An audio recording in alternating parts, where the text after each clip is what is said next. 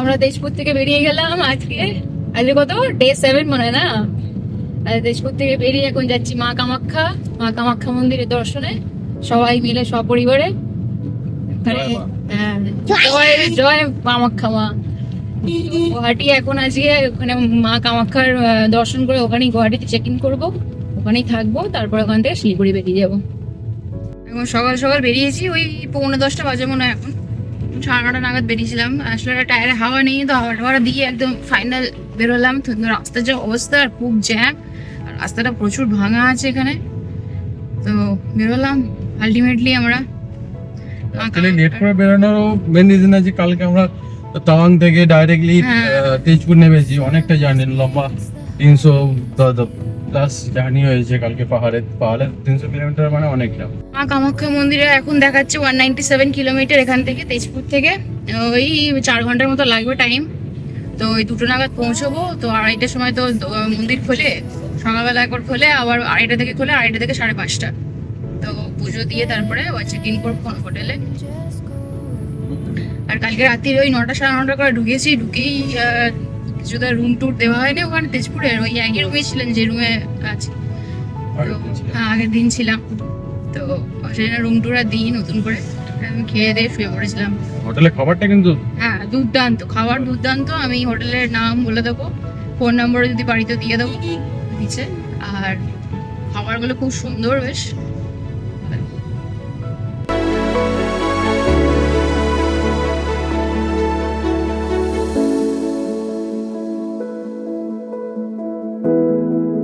উত্তর রিভারের উপর দিয়ে যাব আমাদের ব্রহ্মপুত্র। কি সিনারি!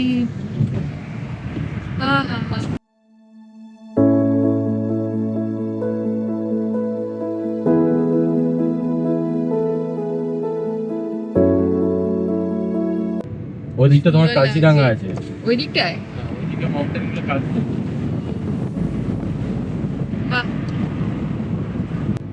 বাঁদিকটা কাজিরাঙ্গা, সোজা গিয়ে আমরা ডান দিকে যাবো। তো ওইদিকে ডান দিকে ওইদিকের কোণে হচ্ছে গুয়াহাটি। আর বাঁদিকে গেলে বাঁদিকে গেলে কাজিরাঙ্গা। ব্রহ্মপুত্র রিভার।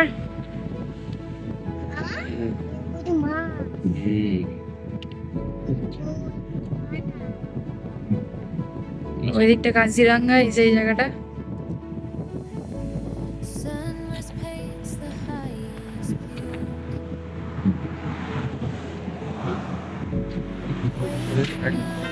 এই যে পাহাড়টা, তার সামনে বাড়িটাও ভালো, খুব সুন্দর লাগছে। লাল টুকটুকে একটা বাড়ি, আর পেছনে পাহাড়।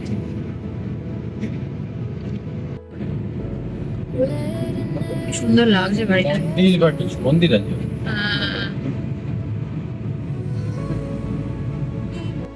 শিলং, গুয়াহাটি, নাগাঁও। পেছন দিকে পাহাড় দেখা যাচ্ছে। সামনে শিপ চলে এসছে।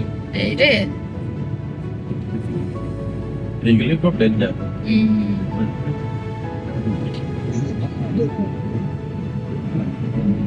কি সুন্দর লাগছে। এতক্ষণ তো বেশ গুয়াহাটিতে স্মুথ রাস্তাই পেয়েছি। আমরা তেজপুর ছেড়ে চলে এসেছি, সকাল সকাল বেরিয়েছিলাম, আর স্মুথ রাস্তা পেয়েছি। আর আমাদের কামাখ্যার টাইমিং আছে, যেটাতে ঢুকতেই হবে। কামাখ্যার টাইমিং হচ্ছে সকাল 5:30 থেকে বিকাল 5:30 অবধি পুজো দেওয়া যায়। তার মাঝখানে একটা বন্ধ থাকে মন্দির, সেটা হচ্ছে 1টা থেকে 2:30 অবধি। তখন মাকে খাবার দেওয়া হয় আর রেস্টিং টাইম থাকে ঠাকুরের, সেই জন্যে ওই টাইমটা বন্ধ থাকে। সেই জন্যে আমরা চেষ্টা করছি 2:30-এর পর ঢুকতে, যাতে 2:30 থেকে পুজো দিতে পারি ঠাকুরকে। তো সেই জন্যে আমরা তাড়াহুড়ো করছি। তারপরে তো লম্বা লাইনও হবে, 5:30টার মধ্যে মন্দির বন্ধ হয়ে যায়। তো সেই জন্য তাড়াহুড়ো করছি আরও আমরা। আর এতক্ষণ তো স্মুথ রাস্তাই পেয়েছি ঠাকুরের মানে কৃপায়। আর এখান থেকে কামাখ্যা ওই 7 কিলোমিটার মতো দেখাচ্ছে। এবার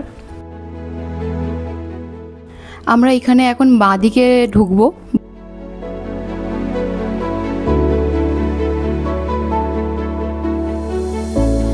Sunrise paints the highest build, waking up the world I see. সোজা গেলে কামাখ্যা গেট।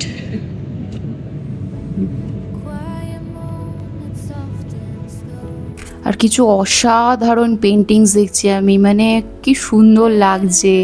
আমরা এখনও মানে গুয়াহাটি মন্দিরে যাইনি, মানে নিচে ফ্লাইওভার দিয়ে যাচ্ছি, নিচে মানে ফ্লাইওভারের নিচ দিয়ে, মানে অসাধারণ পেন্টিংস আছে কিছু, মানে আউল, তারপরে বিয়ার, তারপরে অনেক কিছু, মানে এরকম কী বলে প্যাঁচা, অনেক কিছু এরকম পেন্টিংস করা আছে, খুব সুন্দর লাগছিলো বেশ। একদম গুয়াহাটি সিটি খুব সুন্দর গোছানো, ভালো পরিবেশ, বেশ ভালো জায়গাটা। নামলাম, এবার বাঁ দিকে যাবো আমরা, বাঁ দিকে টার্ন নিয়ে কামাখ্যা মন্দির। কামাখ্যা মন্দিরে এখন দর্শন করব। এখন বাজে হচ্ছে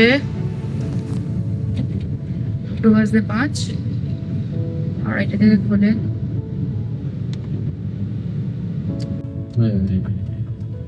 ওয়েলকাম টু কামাখ্যা।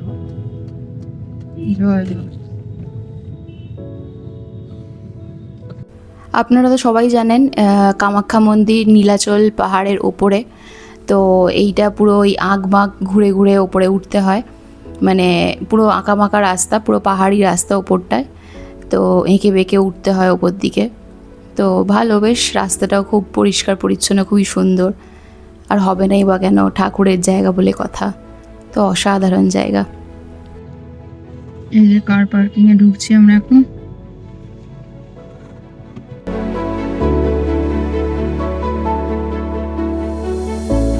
Sun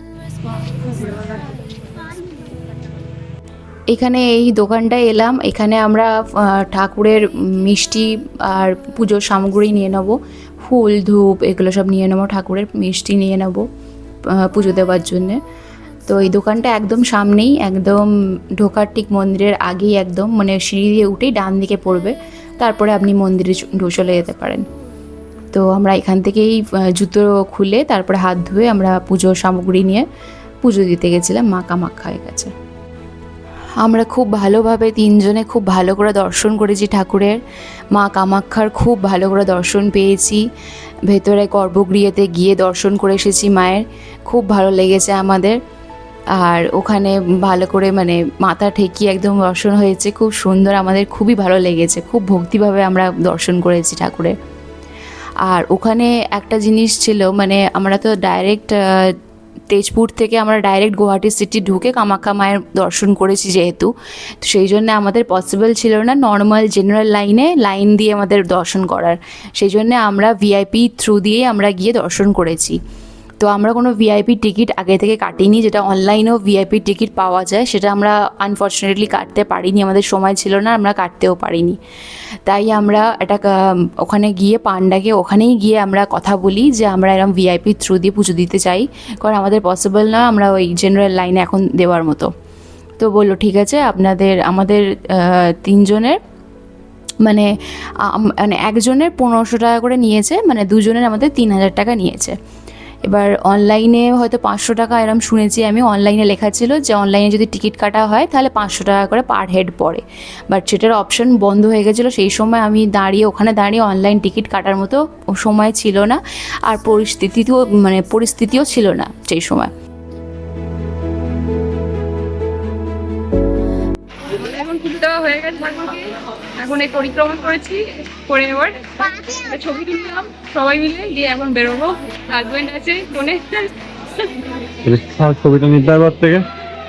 তো সেই জন্যে আমরা ওই পান্ডার থ্রু দিয়েই আমরা গেছি, মানে পান্ডাই টিকিটটা কেটে দেয় আমাদের। তো আমরা ওখানে কিছুক্ষণ ওয়েটিং করি, ওয়েটিং হলে ওয়েটিং করার পর ওখান থেকে আমরা ঠাকুরের দর্শন করতে যাই। আমাদের পান্ডা ভালোভাবে দর্শন করিয়েছিলেন, খুব ভালো করে হাত দে, আস্তে আস্তে আদর করে দেয়।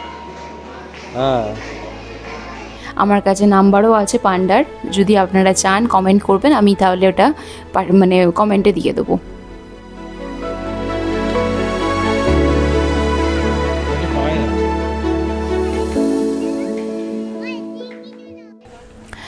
খুব ভালোভাবে দর্শনও করেছি, করে ওখান থেকে মা কামাখ্যার দর্শন করে আমরা বেরিয়ে পড়েছি। তখন ওই 6টা নাগাদ বেরিয়েছি আমরা ওখান থেকে।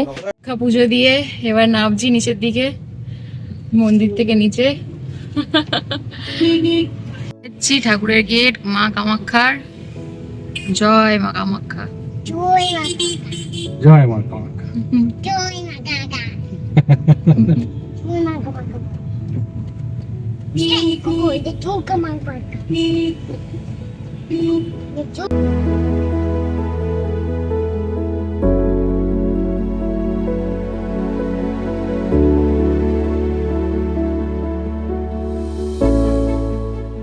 তো বেরিয়ে তারপরে গুয়াহাটি সিটির ওপর দিয়ে মানে গেলাম।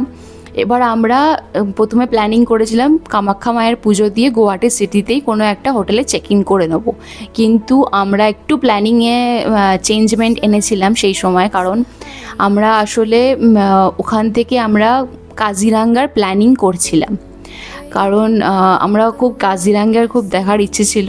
তো আমরা গুয়াহাটি সিটি থেকে ডাইরেক্ট কাজিরাঙ্গার জন্য বেরিয়ে গেছিলাম। এবার ওখান থেকে যখন আমরা বেরিয়েছি 6টা বাজে, মা কামাখ্যা মন্দির থেকে আমরা বেরিয়েছি তখন 6টা বাজে। তো ওখান থেকে দেখাচ্ছিল 4 ঘন্টা কাজিরাঙ্গা। তো 4 ঘন্টা আমরা অতিক্রম করে আমরা কাজিরাঙ্গায় পৌঁছোই। অসাধারণ রাস্তা ছিল, মানে এর গুয়াহাটি সিটির রাস্তা অসাধারণ ছিল। আর যেহেতু আমরা মানে রাস্তায় যেতে যেতেই মানে স্পট বুকিং করেছিলাম হোটেলের, তো সেই জন্যে ওরা বললো যে আপনাদের তো ঢুকতে ঢুকতে মিনিমাম 11:30-12টা বেজে যাবে বা 11টা মিনিমাম বাজবে, তো আপনার বাইরেই ডিনার করে চলে আসুন। তো সেই জন্য আমাদের ডিস্টেন্সটা দেখাচ্ছিল 4.5 ঘন্টা। তো ওখানে গিয়ে আর ডিনার করার মতো আমাদের মানে সময় বা ওরা দিতে পারবে না, তো সেই জন্যে আমাদের ডিনার এখানেই করে যেতে হতো রাস্তাতেই। তো সেই জন্য আমি আর ওটা ভিডিও করে উঠতে পারিনি, খুব তাড়াহুড়োর মধ্যে আমরা ডিনার সেরেছিলাম। কারণ বুঝতেই পারছেন যে এটা আননোন সিটি আর রাত্রিরও হয়ে যাচ্ছে। তারপরে আমরা কাজিরাঙ্গা পেরোবো, ওটা একটা ন্যাশনাল পার্ক, ওটাকে আমাদের ক্রস করতে হবে রাত্রিবেলা। তো সেই জন্য আমরা খুব তাড়াহুড়োর মধ্যে ডিনারটা ওখানে সেরে নিই রাস্তার মধ্যেই। রাস্তার একটা ভালো রেস্টুরেন্টে আমরা সেরেছিলাম। তো ওখান থেকে তারপরে বেরিয়ে যাই আমরা কাজিরাঙ্গার জন্য। আর কাজিরাঙ্গাতে একটাই মানে যখন আমরা ন্যাশনাল পার্কে ঢুকবো, যে ন্যাশনাল পার্কের যে রোডটা আছে কাজিরাঙ্গার, ওখানে অলওয়েজ মাথায় রাখবেন 40 কিলোমিটারে গাড়ি চলবে। ওর থেকে অ্যাবভ যদি চালান গাড়ি, যে কোনো গাড়িটা 40 মানে লিমিট আছে, ওটার মানে ওটার অ্যাবভে যদি চলে যান তাহলে আপনাকে 5,000 টাকা ফাইন করা হবে। এবার কেন আমি বলছি সেটা, কারণ ওটা হচ্ছে ন্যাশনাল পার্ক। এবার ওখানে দেখা গেছে ডিয়ার, রাইনো, ওটা জানেন যে 1 হর্ন রাইনোর জন্য ফেমাস কাজিরাঙ্গা।